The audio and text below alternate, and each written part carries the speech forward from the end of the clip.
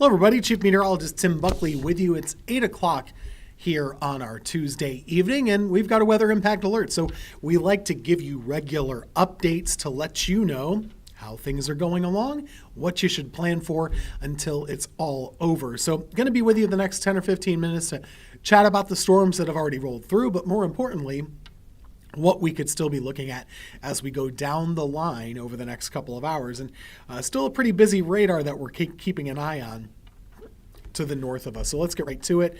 This is going to be our live radar here. But first off, want to kind of showcase our alert. It's going to go between now and about midnight.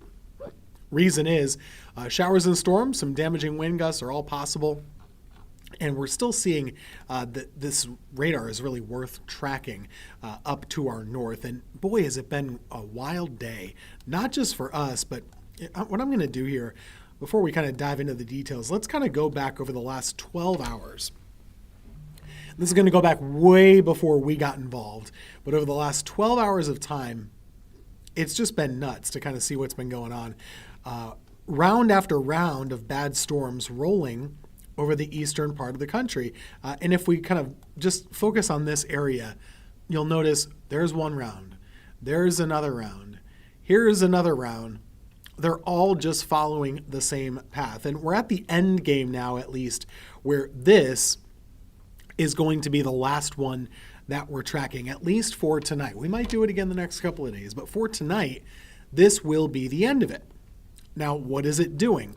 Now, there have been warnings on this. There have been warnings on this storm as it's been chugging right along. So is it producing any wind damage? This line in particular, maybe not quite as much as the last one, but there have been plenty of warnings, and there still are. So if I pause it for you, it's basically in Bluefield, West Virginia at the moment, coming up on Pulaski, Virginia, Blacksburg, of course, near Virginia Tech, Roanoke. They're kind of on the edge of this thing. So the question is, how much strength does it maintain? There's severe thunderstorm warnings up and down the line. How does it roll in? Does it roll in like what we just saw kind of push through our area before? Because that was pretty strong. Or is it a little bit weaker? I tend to think that you often can't get two of these that are really bad. We had our first one roll through that really worked over our atmosphere. And what I mean by that, it gobbled up and used up a lot of the storm fuel. So think about heat, humidity, things that fuel thunderstorms. That first line of storms really gobbled that up for us. And now, when this next one does try and roll in, which it will, what does it have left to work with? If it doesn't have much left to work with, it's probably going to weaken, isn't it? And so that's the conventional wisdom. Now, most of the time, that holds true, but sometimes it doesn't. And so we got to be a little bit vigilant even so. Again, this is outside of our News 2 area, but we're up here tracking these guys. Looks to me like they are weakening a little bit. It looks to me like they're weakening a little bit. And we hope that that's the case. The winds are still really strong showing up on radar, but are they making it to the surface? So we'll be keeping an eye on that for you.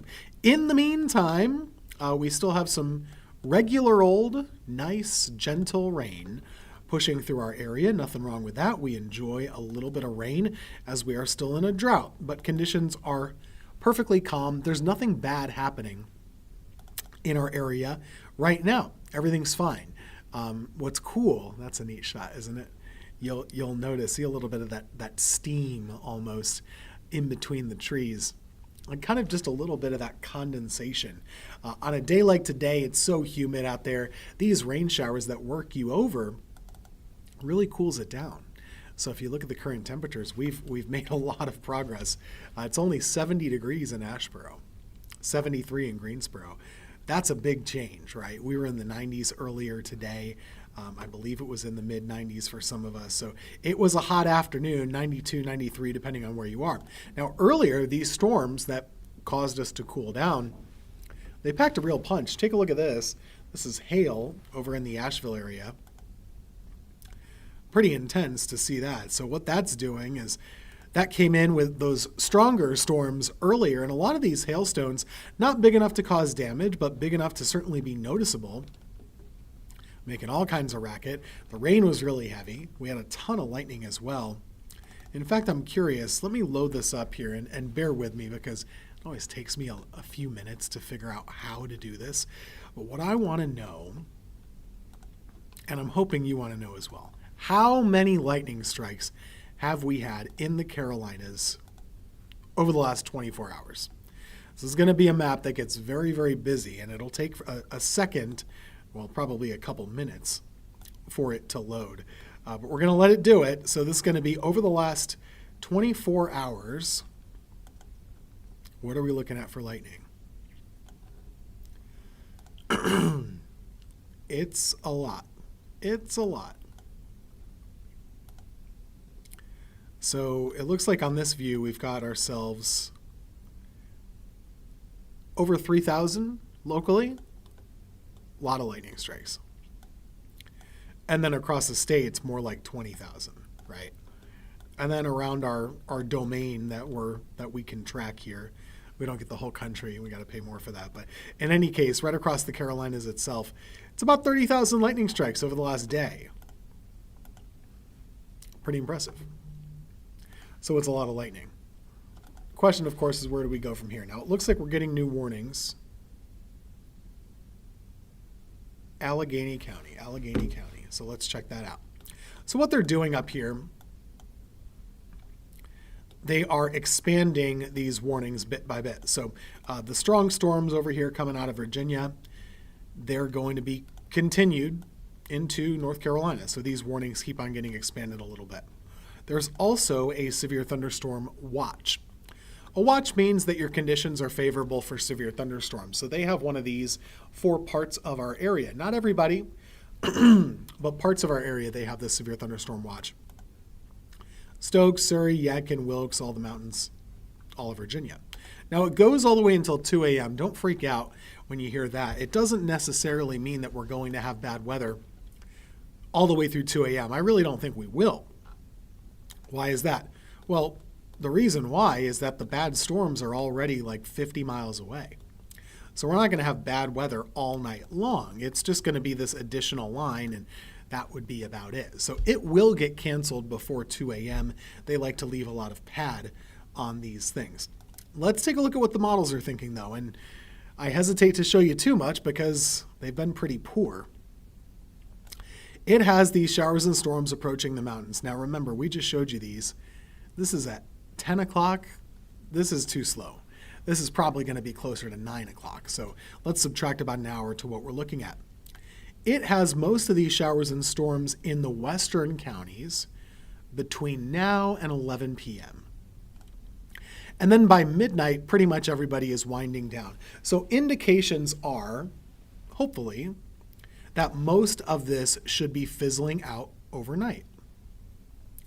And that we're not really left with anything all that bad. Let's take a look at our computer model in-house too, which again has had its struggles. These are tough things to track. Tough things to track. So it has all that action down to our south at 8 o'clock. It's doing a really poor job. It doesn't even have the second line. So I'm not going to waste our time looking at that. But just to roll this one back for you, it does appear to me that between 9 p.m. and midnight, we still have a threat for some strong to severe storms, mostly in our western counties. That's the way it looks to me. So between 9 and midnight, strong to severe storms still possible, mostly west of Greensboro. So let's keep an eye on that. And what could they bring to you? They could bring damaging wind gusts. They could bring small hail. They could bring frequent lightning. They're not going to bring tornadoes. Anything like that. That's just not going to happen. But we've already seen some tough weather today, and that kind of weather could continue. Let's take a look, by the way. Power outages. We saw some in our area. So if we zoom in, you'll notice a fair number of power outages across the state of North Carolina, right? In fact, a lot more than there were before. If we go by counties, not too many in Guilford County. A couple hundred in Randolph. Rowan County has been a mess. About 6,000 people without power down here. Iredell County, about 1,000. Charlotte area, about 2,000. So it just depends on where you are. In the Triad, not that many just a few hundred at the moment. There were more at one point in time, but they've gotten fixed up. So that's good to see. But there are still a fair number of outages that we're tracking for you. And could there be additional ones? Sure, that's possible. It's possible that we could have additional ones. But in the meantime, our main focus here is going to be on that line of showers and storms pushing out of West Virginia. Is it already weakening? I would say it is. And that's a pretty good sign. So if we can get that to continue to weaken and weaken as it gets closer, we'll have a pretty good night of weather and you can sleep pretty easy. But let's just keep an eye on this until it crosses the mountains, and hopefully we can sound the all clear by about 11 o'clock tonight. So that's kind of what I have for you right now. I'm going to leave the latest live radar for you so you can track that. Remember, we'll continue to do hourly updates here on WFMY+.